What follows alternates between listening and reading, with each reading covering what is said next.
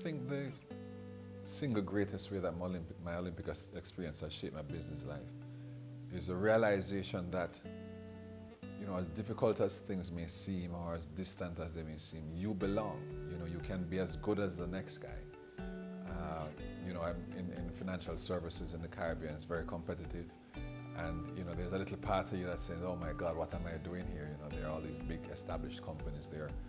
But I learned from sport, from bobsleighing in particular, that if you humble yourself and you learn, if you work hard, if you make the adjustments, if you use your intelligence and your work ethic, you can be as good as the next guy. To not be afraid of somebody because they come with a brand name.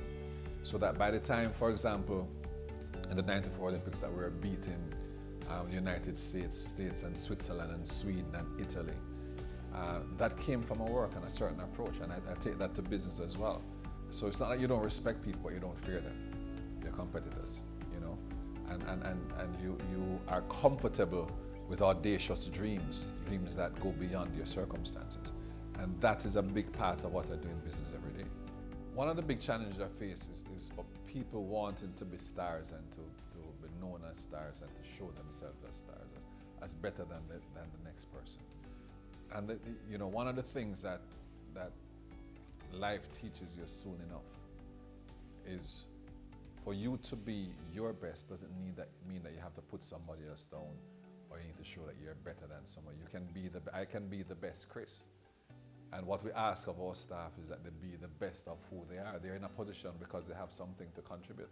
But there's a natural tendency, of course, for people to want to show themselves up. The downside of that is that they may want to do that at the expense of other persons. And it's completely unnecessary. The world is big enough. It requires many of the traits that we spoke about, including empathy and awareness and being comfortable within your own skin and what you have to contribute. So I have to do it through example, and I work on that every day. I work on really seeking to strengthen and validate individual staff members for who they are, and you are good enough as you are. And if there's an issue to work on, it's in relation to yourself and not in relation to the other person.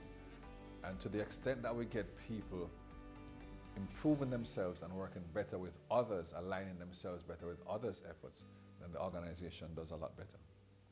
Empathy is a tricky concept. To me, the heart of it is to understand in a meaningful way within yourself what the other person's experiences are and why they may be coming from where they're coming from. I'll give you an example. The other day,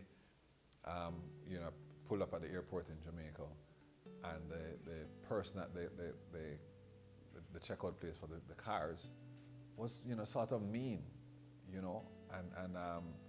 I felt, okay, I need to really be mean back to this person. But I didn't. I don't really have that in me. But when I got back to the office and I was speaking to the Jamaica Olympic Association president about the incident, he said something to me. He said, Chris, I know this person was horrible, but you really don't know what kind of day they had. You don't know what the children did that morning. You don't know if their spouse is sick. You don't know if they can't pay their rent. And that caused me pause. And that to me is empathy. Not just to measure life in your response to a situation, but to understand the nature of the situation. I think that's the first thing. Now, once you do that, you have to make a decision about how you respond. Do you sympathize and wallow? Do you sympathize and encourage? Or do you encourage from a position of empathy? Listen, I understand, and ask questions, not just say things. Ask questions, understand, feel that, be present, allow those feelings to run through you. And then either don't offer anything at that point, leave it until later, or offer an approach that will help that person's situation. Not to say, why are you like that? That's neither here nor there. This is how they are, this is where we are. How can you actually, it's an opportunity to get that person to be better. And that to me is the essence of empathy. If we get so caught up in ourselves and responding to the world around us so that we become externally focused and we think we're getting things done and we're moving and shaking and making things happen.